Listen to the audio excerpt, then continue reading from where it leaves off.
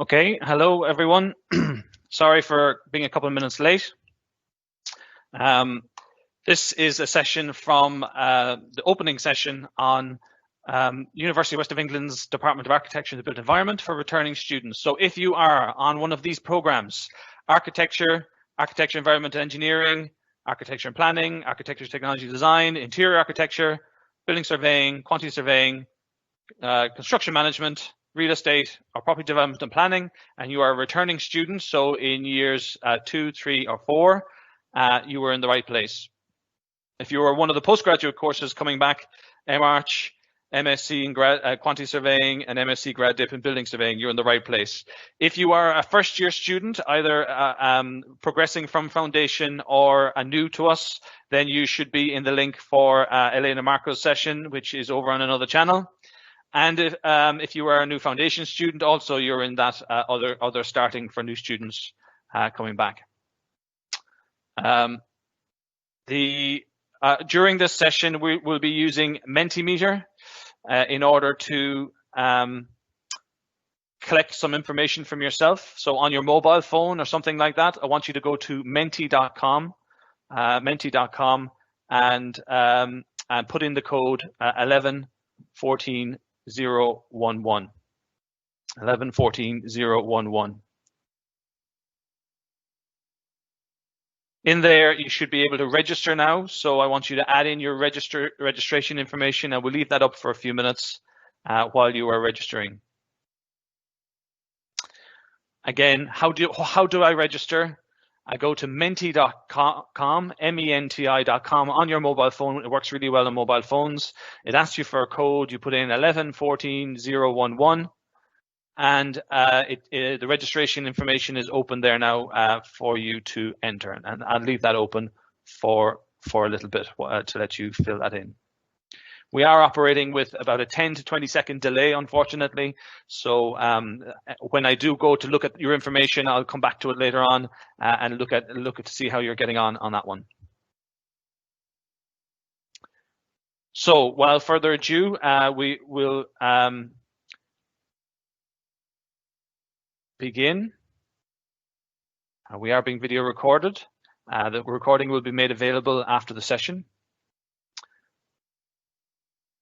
You're probably wondering what is it we're going to be talking about today? Well, we're going to be welcoming you back to UE. We're going to talk a little bit of a review of the last 6 months, a kind of collective therapy for us all, what we've learned, what went well, and maybe what didn't go so well. We will then talk about how we're planning for the next term, the next year ahead. We'll look at the term dates, how the term dates have changed, and how they will be different from previous years. We'll look particularly at this Block 0, which the university has put in place starting today for the next 4 weeks, the reasons for it and some of the information behind it. And to explain, we'll also give you an opportunity to ask any questions. There should be a Q&A on your Teams event there. James and Katerina are helping behind the scenes to look at your questions. We won't be able to answer specific questions about anything to do with registration or administration. Should always go to the info point for that kind of information, but we can ask anything to do with kind of planning of academic activities. We'll then do a little bit of talking about the Teams events. The university is trying very hard to get you all to log on to Teams, and I'll explain why that is and what the benefits of that are. Basically, it's instead of using something like WhatsApp or any of these Facebook activities, this is a much better way for you to connect with your fellow students. It's not supervised, so there's none of the academics overseeing you, and you can chat in there just like you could chat. You can put the app on your phone just like a WhatsApp app, but also within that it connects to your emails. It gives you you have a terabyte of information each, but there's also shared information. So if you're working on a joint project, you can set up a little channel with a few people who you're working with in there, and it's all cloud-based. And you can even organize your notes. So we'll talk about getting organized and getting connected with that as well, and how that will link into the other activities you're doing in Block 0. And then the rest of the session really towards the end is talking about the other thing that you have a chance to prepare for now. Most of you are, if you're going into your final year, you're thinking about employment at the end. But if you're going into maybe year 2, you're thinking about placements, or you're thinking about summer internships or things like this. This is a good time to maybe sit down and not just think about preparing your CV, but thinking about what goes into your CV, having the right blend of activities, what employers look for really. Signing up to societies, getting involved in volunteering work, all that kind of stuff looks really great. So we'll not just talk about what a good CV looks like and a good track record on LinkedIn looks like, but trying to encourage you to start preparing for that too. The next 4 weeks is an opportunity to do that. So this is the sequence we'll be going through over the next about a little over an hour, I think, a little over an hour.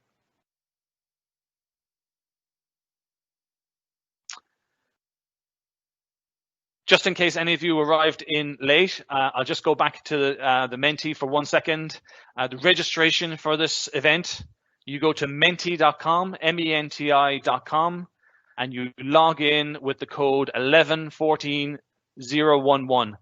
This is where we're taking registration and attendance for the session. We'll also be asking you a few questions in there. So I see a few people arrived in since I saw that first. So menti.com. 1114011.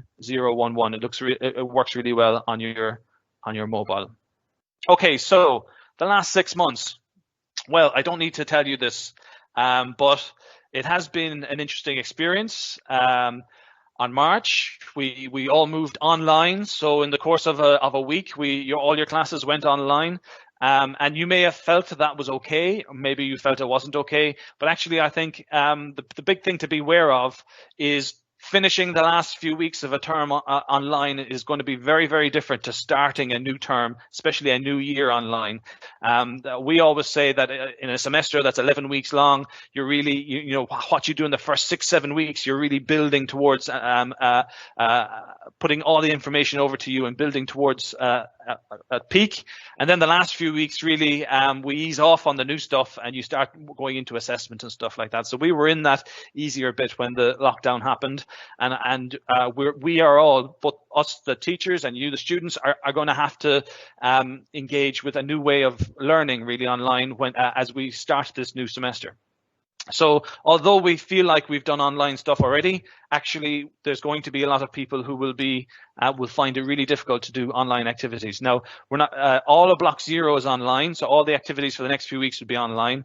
And then as we move towards semester 1, we're taking what's called a blended approach. So some of your activities will be online and some of them will be face-to-face. On Wednesday at 11 o'clock, Andy Bourne is going to be bringing you through all of that in detail, the kind of the student experience for the next year, breaking down the timetable, why the timetable is the way it is, and why it's so different, and so on and so forth. He'll be doing that on Wednesday at 11 o'clock. In March and April, we then had to rewrite all of our modules. We could no longer do face-to-face presentations. We could no longer do exams. So we had to look at all of our assessments. We have 157 modules in the department across all the 25 different programs. And we had to look at each one of them. We had to contact the professional bodies, so your REBA or your RICS. We had to contact them to say, is it okay if we assess in a different manner, because we're changing what we have sent them to approve. So that was quite a big process. And you will see some of your assessments did change towards the end of last year. The main change really is we got rid of the need for control component. So component A in any module has to be what we call, it used to be a control component. We have to see you doing an exam. We have to see you do a presentation. It's not a piece of written coursework that you submit. So we no longer had that need for each module. And so some of you saw that you had take-home exams, and a few of you, probably not so many here because it was mainly final year students, had to do online presentations. Those control components, we still won't have that for this coming year. So that's the good news, is that the coming year, we still don't have the need for a control component on our modules. So you still won't have the need for exams or presentations. That's not to say they won't be there, but we're not obliged to do them like we were before. So that's going to become clear over the next few months as to each module has changed to accommodate that, and that's one thing to be aware of. There was also a whole load of regulation change because we had to cope with a new situation, the force majeure regulation changes, as it was called. The biggest part you probably experienced was the non-detriment policy. So non-detriment basically was saying, was basically trying to predict your grade coming into the 18th of March based on how you were doing before the 18th of March. It's trying to predict to make sure that at least you're still at the same, and if you can only improve it, and that if you had suffered from the lockdown and didn't do so well after the 18th of March, then hopefully that didn't impose you. It had a big impact on how we then had to churn through the calculations for all the assessments. I don't think that's going to come back this year, the non-detriment, but we hold it in reserve in case the situation changes. Andy's going to go through in more detail how the regulations have changed, and you'll see lots of information come out on that. Most of the time, students don't need to know that much about the regulation changes, only how it impacts them. But from our point of view, there's a lot of changes in the background. Then, of course, we postponed graduation, which usually happens in July. Many of you may have gone through resits in August. They were uncapped, which meant that you could get full marks on them. I think most students actually submitted the first time round.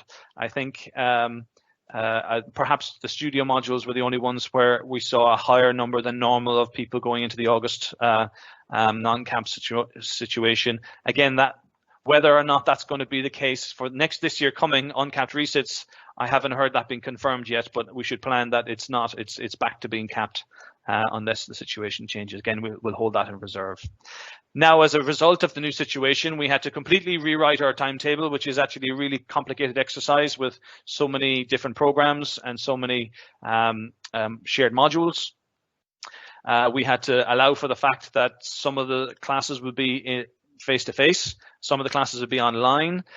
We didn't want people wandering around the campus looking for computers to work on. So the online things tend to be on different days so that you just come to campus, you do your study in face-to-face sessions, and then you pretty much leave. We don't want to have lots of big groups of students hanging around, either going online, doing their study together.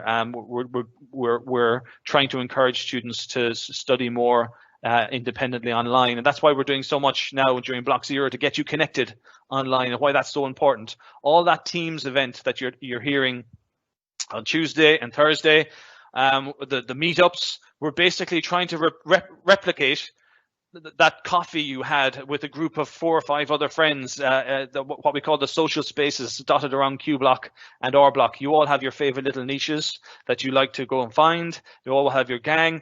We won't be kind of allowing you to congregate like that on campus anymore, because really we have to get people into their classes and get people out again. So we're trying to give you a digital environment. It's not going to be the same. No one's saying it's going to be the same, but it's a fallback that we're trying to put in place.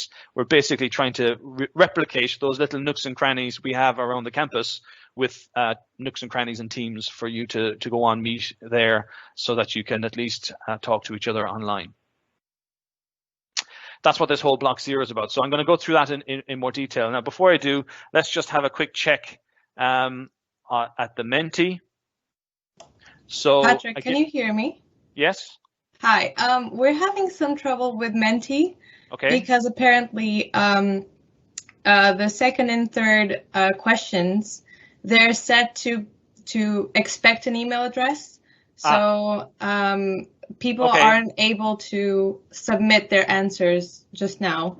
Okay. Well, for this for the second and third, no, just for the last. You mean for the last entries? For the second and third, yes. Okay, so complete it any way you like. So maybe put in a personal email address there instead that we can contact you on. But if you can, I see 271 people have registered their attendance. We have 424 people currently attending. So I'm going to leave that live there for a bit longer. So again, finish up your registration any way you can. Student number, if you have it. Just put all zeros if you don't, 8 zeros. Your family name, I'm O'Flynn. comma, first name like Patrick. The program shorthand, so that's the program shorthand with the number, just to make sure that we can separate you into different groups. And then the student email address if you have it, and then press return to register on that. So still only 278 people have actually completed that. So I'll give you a few more minutes on that. I will have to roll this into a new group. And this is actually good test for you, because in a lot of cases now, we are going to be forcing registration early on, and we'll only be doing it for the first few minutes and then rolling on. If you're not ready to engage with the registration, your attendance won't be monitored. So again, this is all good practice for you for the future sessions. There's going to be a lot more analytics, a lot more monitoring of online engagement with students this year. Andy's going to cover all that in his session.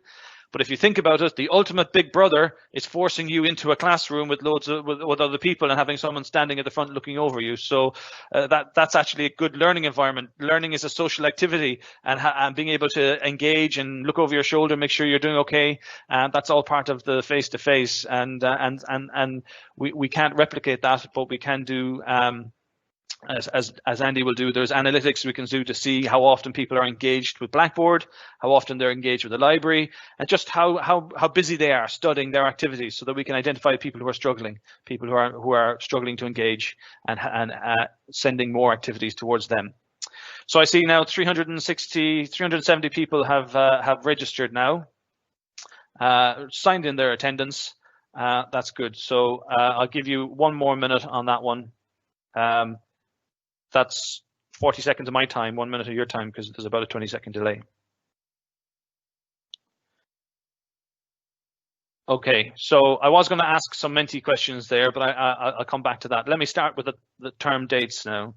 So the term has changed to try and help communicate as a department level. I hate having to explain the internal university makeup, but for this block 0, we've had to. You normally just see the program level staff. So we have about 8 different program teams within the department. So we have architecture, we have building surveying, we have the engineers, you know, all these different groups, real estate. You're used to those staff members and dealing with those program leaders. They have their own program page, and you'll see them mainly on Wednesdays in block 0. As a department level, so Elena is the head of department. Kevin Burnside is deputy head of department, and then myself and James, who's online as well, are one of 5 or 6 associate head of departments with different responsibilities. At a department level, there's 2,500 students and 25 different programs. 13 of them being undergraduate programs. So I put together one page with all of you in there. So if I clicked on users, you'd see there's 2,500 people seeing this, and hopefully some of you have found it. And I'm putting up information that's trying to help demonstrate what the terms are about, or common information. So you can see here, I put this post up to try and explain to you what way the terms are going to be for this year. We're now in block 10. This is the beginning of week 10. 4 weeks of what we're calling block 0, and I'm going to just go into that in more detail a little later on. Your modules won't begin properly until the week of the 19th of October. The timetable has not come out yet, you will have noticed, and I'm sure plenty of your questions are, where is my timetable?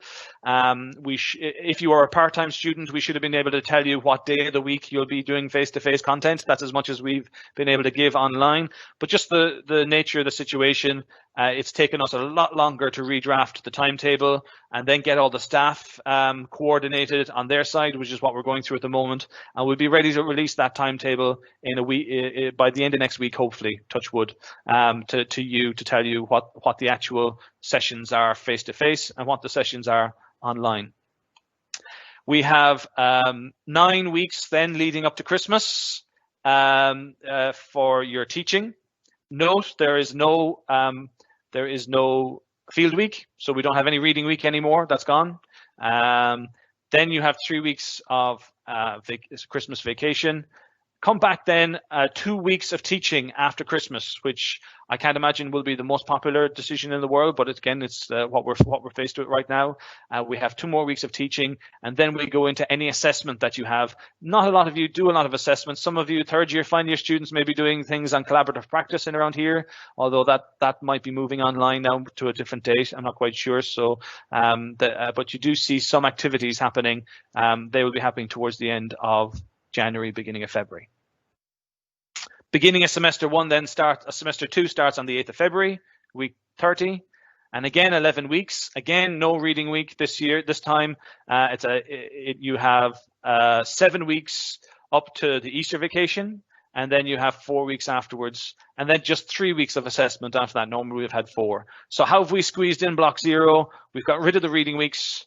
We're going much closer to Christmas than we would normally do, and we've squeezed out an assessment week. So they're the main impacts you have across your year.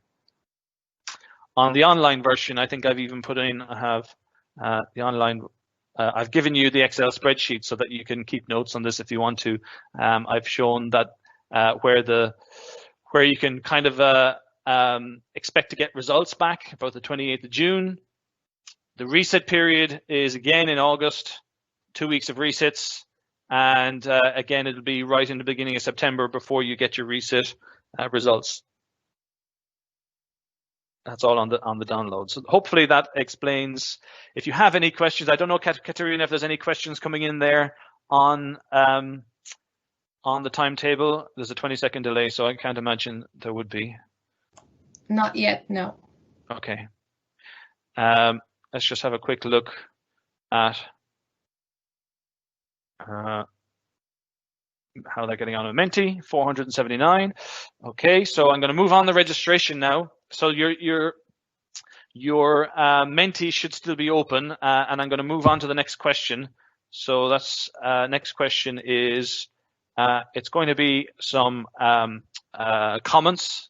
So I'm going to ask you the worst part and the best part of your student experience over the last 6 months. So just to get some cathartic group therapy here, get it out of the system, focusing on your student experience now. I don't want any personal information. And what has been the worst part of your student experience over the last 6 months from March, going through your assessment and the ramp up to this new semester. So okay, results coming through already. Good. Let's share some of these. Okay. So you see the online tutorials not seen as a good. Uncertainty. Yes, we're all in the same boat together. I guess what we have to learn is to be kind and patient with each other. We and the staff have to do that among ourselves as well, and between the students and ourselves. It is an uncertain time. We're trying our best to get there, and I think we'll get there in the end. It is different for everyone. A lot of the staff are very nervous about having to deliver online. I'm sure you're nervous about having to learn online. You can help us. I used to teach software to some students and said, would you ask your parents to teach you how to play video games? There's sometimes an age demographic with how comfortable we are with all these digital environments. Not always age related, but yeah, we need your help as well to tell us when it's not going right and to give us tips on how to do it a bit better. So we need to have this working together attitude to get the most out of our learning environment. So you see here, not knowing in terms of how we're handing work in. So Andy is going to be talking about submitting work in more detail online. Again, switching the online teaching was bad, didn't like that. Okay.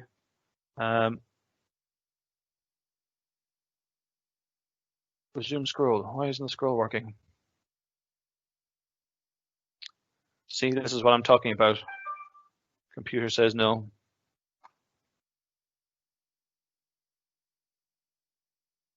Refresh. Okay, well, that's dealing with that one.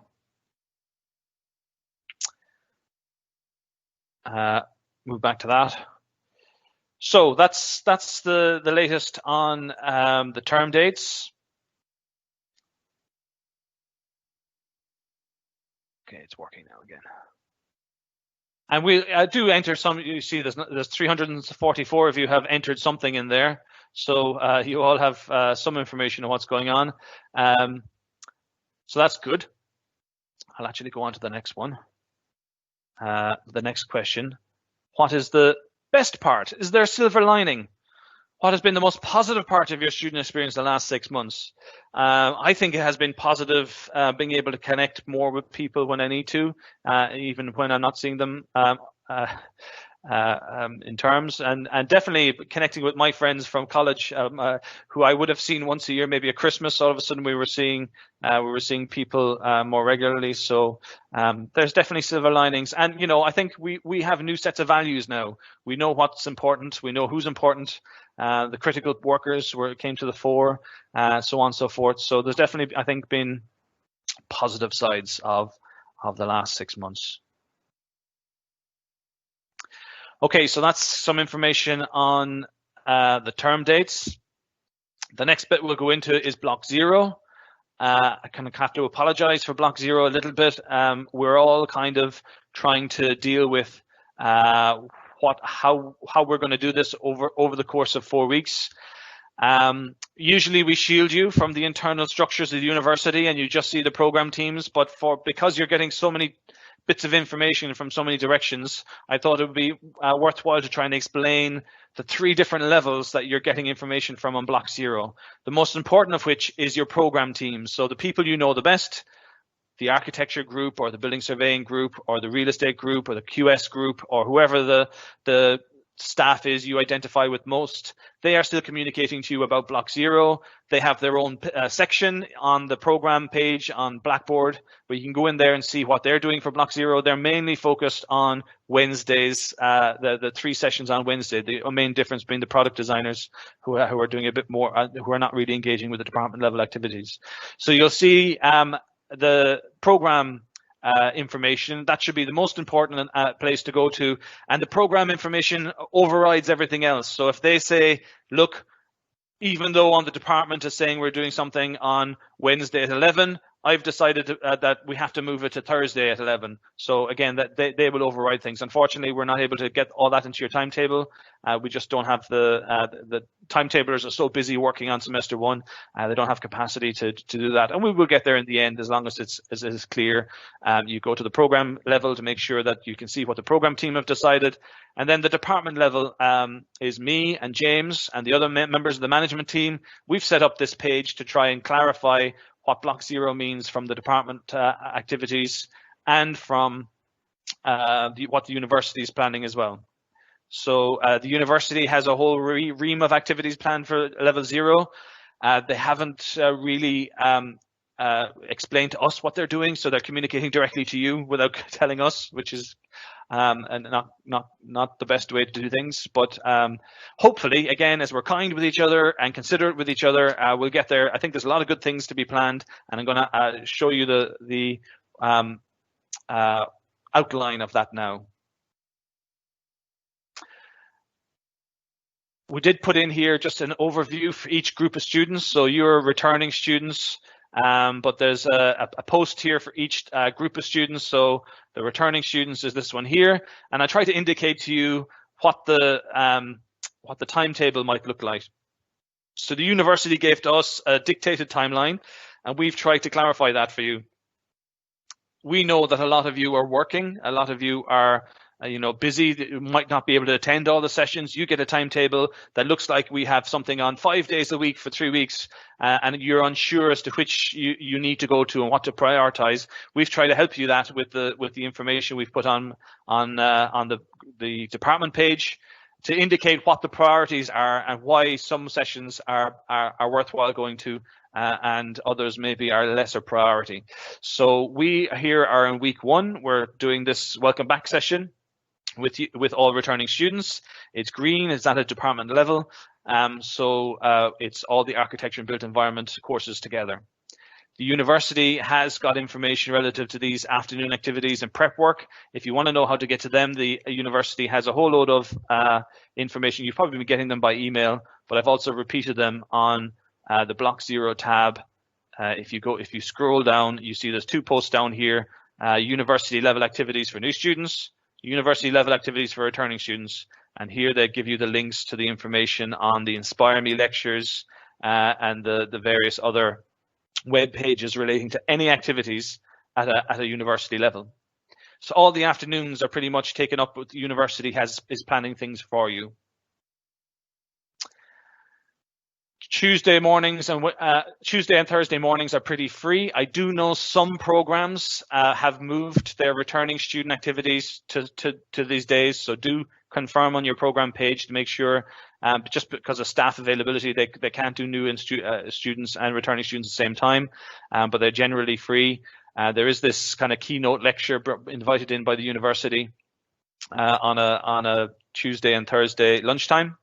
And the links for that are all in the university section. Andy Bourne then will be leading a session similar to this on Wednesday, where he will cover the student experience in more detail. Again, he'll talk about the blended learning approach online and in face-to-face, how that's going to work. He'll also be talking about the regulations in more detail, the student societies in more detail, and stuff like that from a student experience perspective. Then on Friday, we begin a 4-part short course on zero carbon buildings. So this is a short course that we've been developing since the beginning of the year, actually. We trialed it with 2 different groups in class in January, February. So there was a group of second years and a slightly adapted one for a group of foundation year students. We got some feedback on that. We then adapted it for a professional audience, and during May and June we ran it to over 2,000 people online to a professional audience from early career to experienced, all the different disciplines of the built environment all over the world. And we have 1,000 people complete that. It was a 5-part certificate, and some of you may have engaged with it. I know some of the degree apprentices and some of the students saw it on LinkedIn and decided to sign up and did that course. It wasn't really aimed for students. It was aimed for slightly more people with awareness of zero carbon. The reason we put it on here, and we've redrafted it quite a lot, even though it's the same subject matter, is really to give you a taster course of what online learning is going to be about. Again, we don't want you starting in semester 1 on the 19th of October, not being aware of your computer's limitations, or not being aware of maybe your Wi-Fi connection and managing your data if you're in the scenario of having to have limited data wherever you will be living, and also just the systems that we have and the way of learning that we have. We want to give you a complete taster course that includes submission of work, it includes attendances and various integration activities, and it's a kind of self-contained piece of course there over those 4 sessions. So it's Friday, Monday are the 4 sessions. They link to each other. There'll be homework between each session, and it is going to be broad. Hopefully it'll be entertaining because it's in a subject area that you're interested in, the built environment.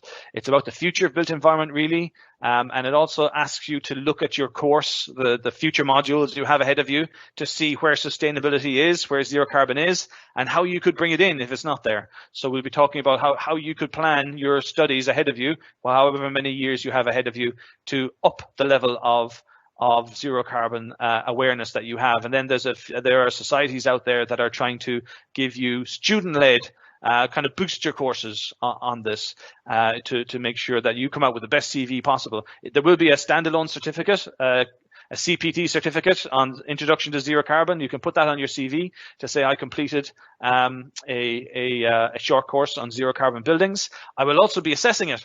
So we'll be doing a micro multiple choice question in week 4, and we will be grading it gold, silver and bronze. So you can have a gold level certificate on zero carbon buildings if you've really engaged and really done all the learning, and you'll see how that all works out. So if you are really if you can make it at all, then we do recommend it's worth doing, not just because of the subject matter but and an ability to help you plan ahead, but also just it's like a workout. It's like being in the gym, working out for online learning, and then the game really starts in semester 1 with your modules. So to make sure you're in the best place possible to engage with online activities. That's the whole point of the course that we've redrafted it. If you are working and if you are saying, well, I want to go to the program activities on Wednesdays, this thing is taking up a lot of time. We're not forcing students to do it. We do think you would be better off doing it and be in a better place doing it. But we want you to prioritize the program sessions on a Wednesday. So if you have to do anything, do the Wednesday session with Andy on Wednesday, and then the returning sessions. Again, sometimes they're on a Wednesday. Some programs I know have moved them to Tuesdays or Thursdays just to avoid a clash. But those program level activities, we set you as a priority for returning students. But if you can at all do the short course as well, it's well worth doing. We will be recording it. You will be able to watch it back afterwards. And the assessment is the certificate as well at the end. So it will be a time limited assessment. So the final session, which is on the Monday, the assessment will be part of this. And so if you don't do the assessment and it's contained within a 20-minute spell in there, then you won't get the certificate as all. If you've done the short course in over the summer and you're asking, should I be doing this one as well? I think well, it's up to you. I mean, it's not about the topic. It's about really preparing. We have changed it quite a lot. We've integrated a lot more into Blackboard and the library, which the summer course was designed for people from outside, so we didn't have access to any of those systems. So I think it's probably worth engaging with, but you can see how that's worth doing. Week 2, then again, the short course happens on Monday and Friday. Program session somewhere in the middle of the week. The university activities continue to happen in the afternoon. Short course ends on the final week and on the Monday. There's a final catch up with your program team. Then there's this session here just for an hour on Friday at 11 o'clock, which is basically, right, we're getting ready to come back to campus now. Here's what the campus looks like. Here are the rules around the campus. Instead of giving that to you now and it'd be well out of your brain by the time we get there, we're going to leave that to the end.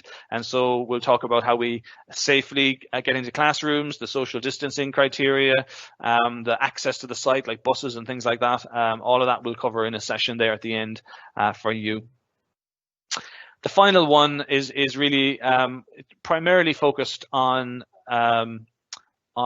new students who are new to Bristol. Some of you may have done the urban orienteering before. We've expanded it this year. That the final week of block 0 is what they call moving in week, and moving in week is basically empty of any activities. But you will have some of you moving into to Bristol. And you know, there's a rule of 6 now, so we can't gather in groups of 6 or more. And basically, we're providing a menu of activities. 2 of them are like the urban orienteering you may have seen. So 2 of them are just 4 hours on a Tuesday, 4 hours on a Thursday. You're given a map. You have to kind of answer 20 questions following that map around. It's designed for people to do in small groups around the city, outside, in as safe an environment as possible, but still meeting each other up. We will also have a process allowing you to meet other people. So if you don't have a group, you maybe have 2 people, and you see there's 4 people, we would have a process where you can join them and just meet new people and get out and about in a safe environment. I think we provide that ability. So there's 2 time-limited activities. We're even going to allow like some of the people to be around Bristol, but some of the people to be online. We're going to try to do almost like an assisted. I'm on Google Earth and I'm trying to get that person up to look at something online. So there is ability for some people who may be not in Bristol yet to also engage.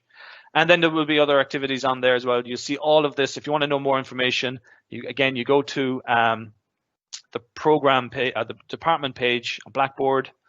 You go into the activities, and you'll see here's all the information on today's sessions. Anything to do with zero carbon will go into that folder, and then this will be updated with information relating to urban orienteering. Again, it's an option for you to engage with. So that's the idea of block 0, and then the week of the 19th of October, you're into your normal studies. Let's just have a quick look now at Menti. So this question, 325 of you have answered. What's been the most positive part of engaging with long holidays?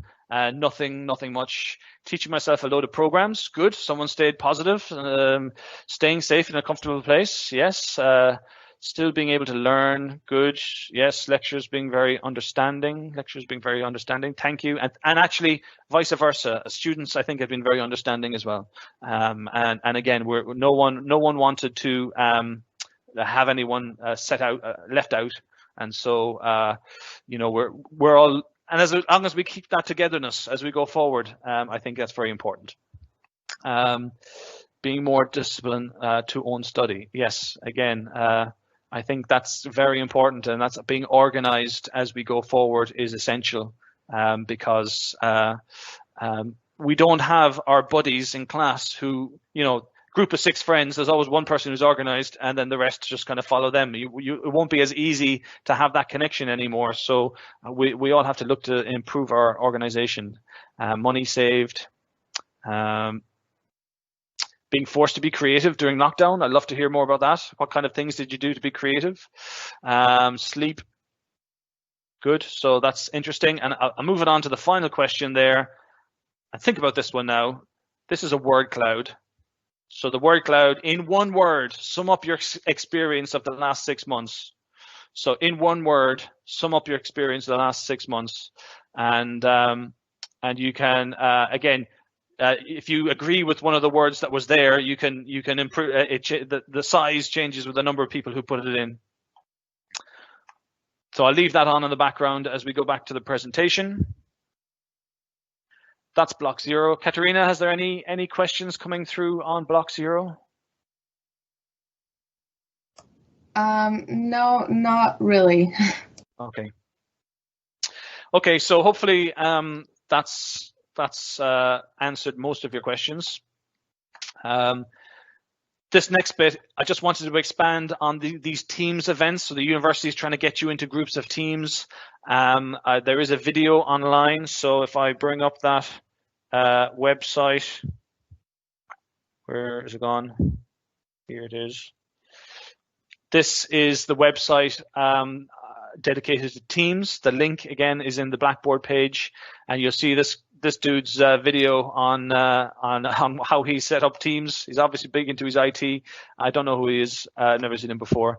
But this is the information on how you link to your group on Teams. And I believe the idea is that like all the architects would be together, and then they have put you into sub teams. But once you take over the area, you can actually set up your own channels, I believe, and form your own teams. And we do that here in the university. I want to show you my teams. I'll just make sure I get it onto a page that I can share, because I don't want to share something that I shouldn't. This will do.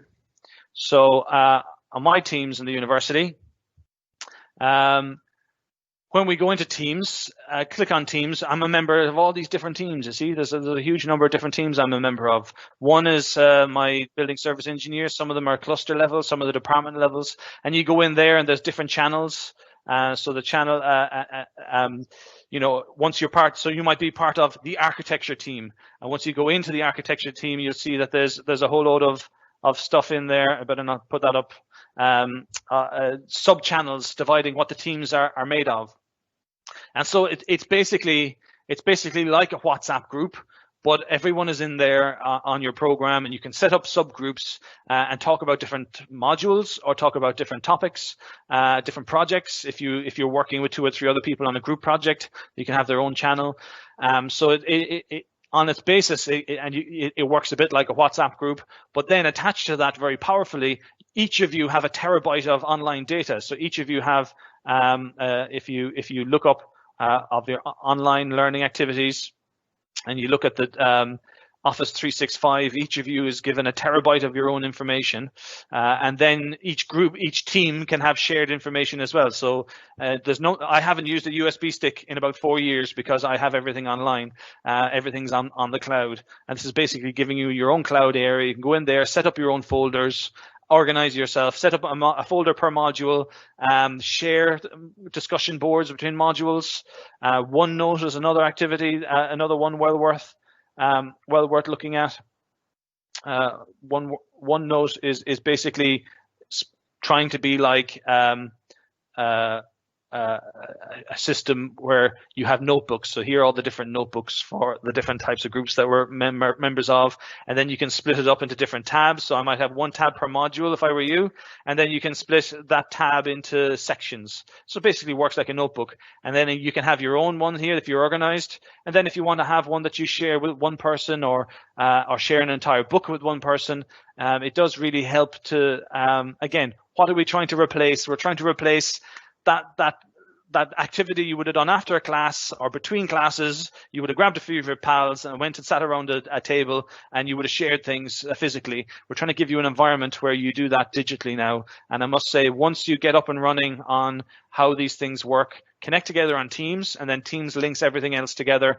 OneDrive, which is your on cloud storage, and then connects to your email and connects to OneNote, which is your note-taking app.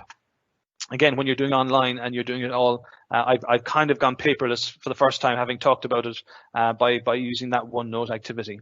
So getting yourself organized, I think, should be a priority for the next few weeks, because if you come into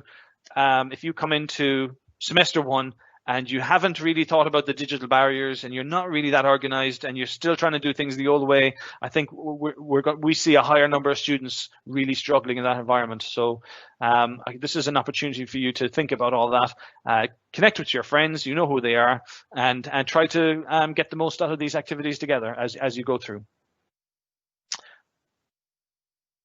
Are you there, James? Yes. You want to talk about your shed? Yeah, okay.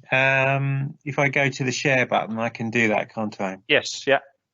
Okay. So this, good morning. This session is, this part is Patrick and I talking about different ways to get involved. And so here is one particular way, which is related to our block and the courtyard between R and Q block, where the university across the campus is trying to find places where, when you are on campus, when you're at face-to-face sessions, you can socially meet for short periods of time on your way to and fro sessions, or just have a kind of moment where you can have a break externally. And as part of that, we've been given the opportunity to build a shed in inverted commas, which I will attempt to find on my laptop. I actually have pictures of it here. I'll share. Oh, you got it? Yeah, I was going to say it might be better. Do you want to kind of open it up? There we go.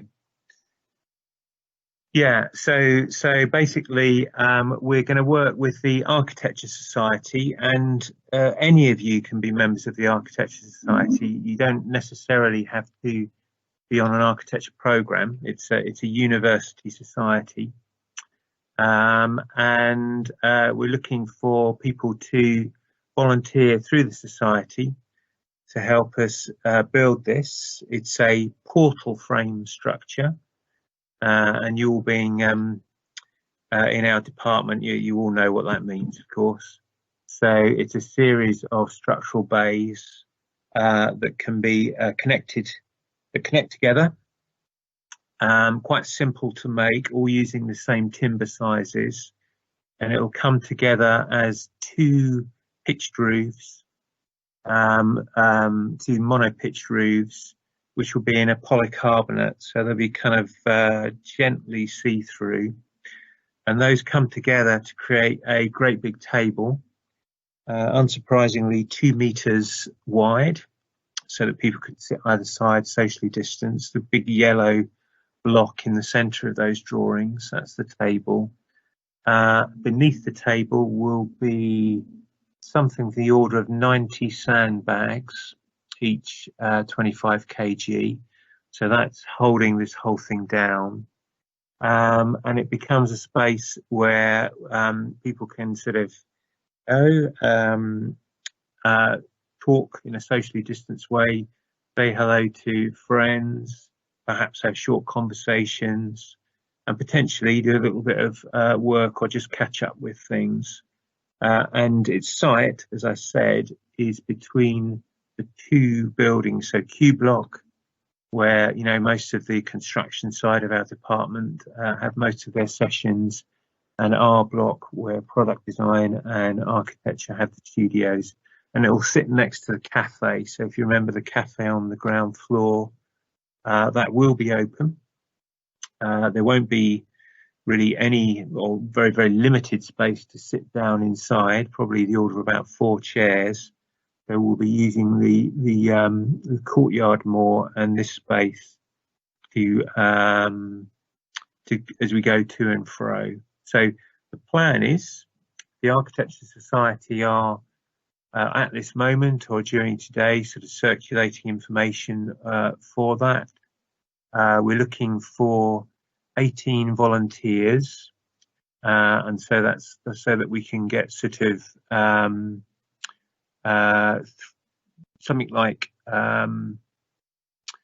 4 groups of 5 people, including 2 sort of supervisors, and we'll work in those groups of 5, less than 6, and start to build these portals, and then start to put this together as a timber frame.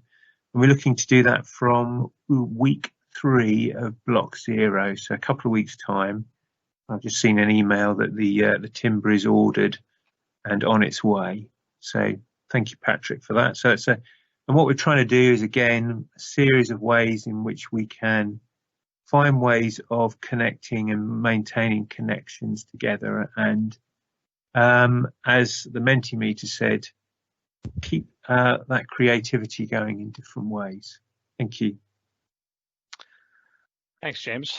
And yes, and in fact, I think there's quite a number of structures being considered around the university. This is the first one. This is going to be built in the next few weeks, but there's other ones that get involved with as well, I'm sure, as time goes by. And I just wanted to start that talking about volunteering. James has to run away to another thing at 12, but it brings us into the next activity, which is going to be about 20 minutes talking about CVs and LinkedIn activities and placement and graduate jobs.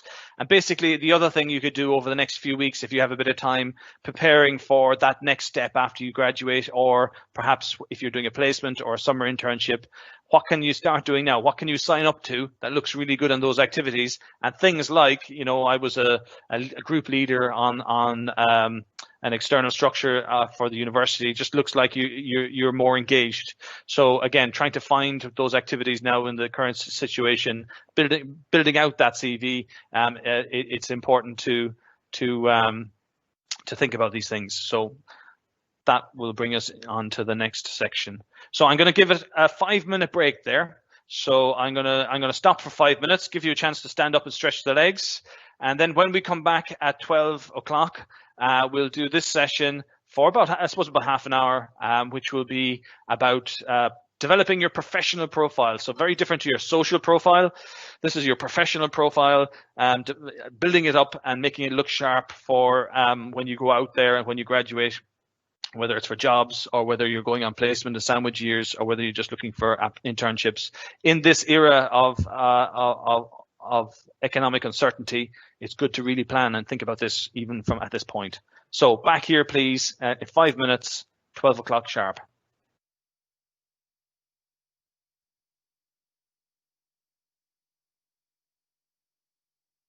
Thanks, Patrick. See you soon. Thanks, James.